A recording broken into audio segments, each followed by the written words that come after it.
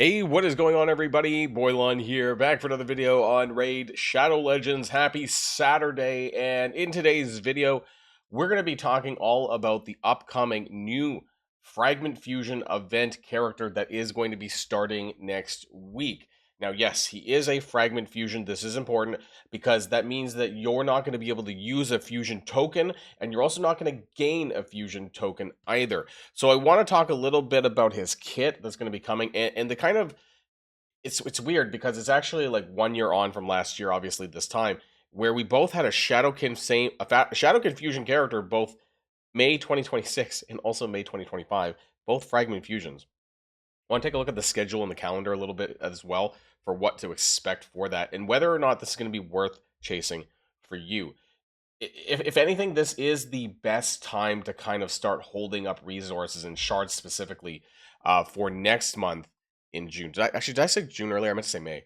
But anyways, June is going to be a much busier time, and so if you wanted to save your resources, now would be the time. But we're going to break down the character's kit. We're going to break down also the expectation of the schedule. Now, before we start, I guess we need to talk about Tholen Falbier. So if you use the QR code in the top right hand of the screen, you get them absolutely free. Also, Stagnite, Allure, and Farrakhan the Fat at accounts level 10, 20, and 30. And don't forget the brand new promo code legendary by the name of Grand Oak Padrag, amazing support champion.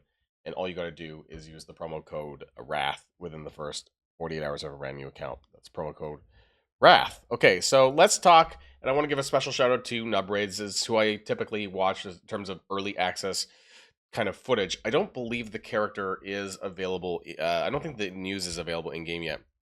So we're getting Masahiro, the Bell Monk of Shadowkin faction. My QR code's in. Let's dump this. There we go. The QR code for a minute. He's an HP based champion of Force Affinity. You can see over there.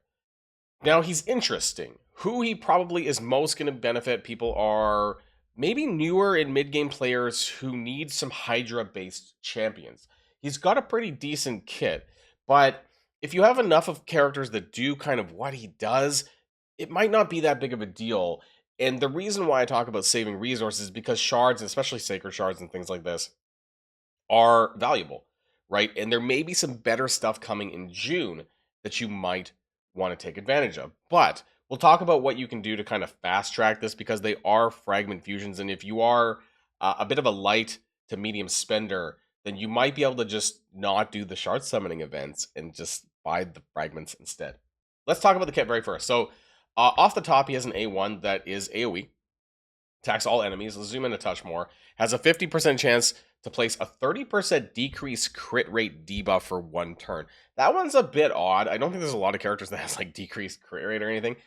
I don't know how big or how really impactful this is, but there you go. His A2, attack 1 enemy before attacking, though, has a 75% chance, up to 100 with books, of transferring all debuffs from all allies to the target. So, okay, just takes it from them, puts it on the enemy. Cool. Heals all allies by 25% of his max HP, and then strengthen buff for 2 turns. It's okay. Humble Savior, A3, attack all enemies, but before doing that, revive all dead allies for 50% HP and 50% turn meter. So he is an AoE reviver for the Shadowkin faction. But what's really nice about the skill, though, is it can still be used even if there's no dead allies. And that should be the basis moving forward, because there are some revivers that can't use the skill unless you're reviving a character. And I hope that going forward with revivers in general, that this is the standard for most characters. He has a 75% chance, up to 100 with books, of placing a stun debuff for 1 turn and block buffs for 2. If it's a boss, though, instead of the stun, it will do decreased speed and block buffs for 2 turns. So that part's nice, because it kind of reminds me a little bit of Lamassu, right? Where instead of the fear, it does a speed down. So this will be viable on bosses like Hydra, where both of these debuffs are very important. Decreased speed and block buffs are very, very important on Hydra. So that's kind of where I'm thinking that he is going to be used the most as far as PvE. And I guess I should have started with that my channel tends to be in the demographic where I'm thinking of characters in the early and mid game. I am not a late game veteran who cares only about PvP, right? This is not really a PvP character is what I kind of in gathering here, but he's decent. Like he's like maybe like a 3.54 out of 5. That's kind of what I would give a general rating. His passive, all allies receive 1% less damage for each turn taken by enemies and allies while they remain alive, up to 15%. So over longer PvE battles, they're probably going to get it's a 15% damage reduction, pretty much. Each champion's damage reduction resets when they die or between rounds. So not a big deal in clan boss, right? It should stay pretty static unless they die. If there are multiple champions on the team, only one will die, blah, blah, blah, blah. Allies revived by this champion are immune to stun, freeze, sleep, provoke, fear, true fear, and petrification until the start of their turn. Resets when the revived ally takes their turn, is killed, or between rounds. So, okay, I mean, that's only if they get revived. Not really a big deal. Yeah, I mean, like, he's a decent champion, I think. He also has a ally speed battle aura, but only for force allies, 25%. You build a full force team, but I mean, that'd be kind of weird. Most people don't do that, but um, he's okay, right? The thing that I'm kind of frustrated about is that we've had now two. Actually, the last 6 fusions have only been from 3 factions, right? We had Yukimasa from Shadowkin, but we had 2 from the Dark Elf faction and 2 from the Argonauts, and then now 2 from Shadowkin. So 6 fusions over 3 factions, which is kind of annoying that they're not spreading it around a little bit. This time last year, we had Ishiyama the Immovable, who was also HP-based champion, who was also pretty crap. This guy's like a 3 out of 5, maybe 3.5 out of 5 max. I did not do this. I was quite busy in May 2025, and I'm also pretty busy early this month as well. So I may not do all of the events, but because he's a fragment fusion, if you get over 50 out of 100 fragments, you can buy the rest. They cost, I believe it's 10, isn't it 10 US dollars per 5 fragments, right? But the main thing is that you're going to have to complete the summoning events, right? Champion Chase, Summon Rush, maybe they chuck a Hero's Path, I don't know. But, you know, you can see here on Ishiyama's event, it was 15 fragments for Summon Rush, 5 fragments for the low point, and then 10 more for the higher point. And then Champion Chase also had 15 with 10 on the leaderboard that you could win out. My point is that if you were to skip entirely the Summon Rush and Champion Chase, but you bought those fragments instead, you could actually get those for 60 US dollars, which sounds bad.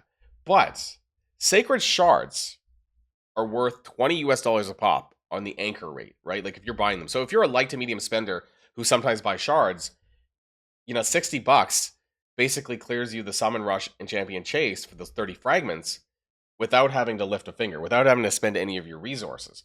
So if it's a character that you might, maybe you want, but he's okay, and you still want him on your roster anyways, but you're also a light to medium spender, you could just skip skip both weeks summoning events and just buy those fragments.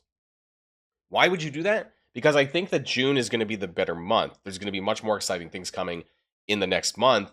And I think that saving your resources, whether you're free to play or whether you're a light to medium spender, these sacred shards, or frankly your other shards, if you have any left from previous events, you should probably hold on to them for June. That's just my thoughts. Now, if you want to clear the fusion using green mystery shards, which I've advocated before as well for other fusions, go ahead and do that. That's the thing that you can do. But if you want to hold and just if you're doing pretty poorly on resources and you want to make sure you're prepared for June, then it might be worth considering this as a skip. What I plan on doing, and I'm just using Ishiyama as a blueprint here of what it might look like, is that I'm probably going to make sure I have over 50 fragments. I might even do everything but the summoning events, right? Which will get me to about 70 out of 100. And I might decide later on if I want to spend to get the rest of the fragments to finish Masahiro, the Bell Monk. Now, as far as having an AoE revive, like if you don't already have one, I think his best placement is Hydra for regular people. Some people, including I believe Nubraids, was saying that he's going to be very good at Faction Hard Stage 21 or something like this. Those boss nodes, right? In Faction Hard for Shadowkin because he's an AoE reviver. I mean, that's very niche stuff that you know 95% of the community probably isn't really making massive progress in right now anyways. So you know, I just don't know how valuable this guy is going to be. His biggest value is going to come from these decreased speed and block buffs, debuffs, which is very important to Hydra. And so I think that's where you're going to use them. So if you need more characters like this, then this will be a fusion that you'll want to clear. But it's also not that big of a deal, right? Because you're not getting fusion tokens from this fusion event, which is a good and a bad thing. You don't have to care that much about this because you don't have to complete it to get a fusion token. You also can't change him for somebody else that you might want. So that will come in June. And I spoke about this in a previous video. I think that June is going to be so good that you're not going to want to change that character out for a fusion token character. And so, you know, we might not actually realistically get to use these fusion tokens until like October, November, when characters traditionally are a lot worse.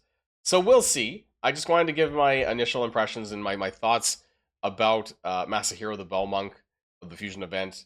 I would be curious as to know what your guys' thoughts are about him as well. Is this something that you're considering doing? He's very likely going to be starting. We don't have the warm up yet, but the Titan event ends on Thursday, right? The anomalous Titan event has like 5 more days left. So that should be on Thursday, which means we should get the warm-up on Monday, right? It's usually 3 or 4 days for the Fusion warm-up. So that's just something to expect as well. But again, let me know what your thoughts are in the comments down below and what you are planning to do with this Fusion. Is this something that interests you, or is this something that you're going to conserve your resources and shards for the next best thing, whether that's later in May or maybe for the June big event? Don't forget, we had Chaos Awakes. This was not a collab event as such, but this was the Tholan Falbeard event.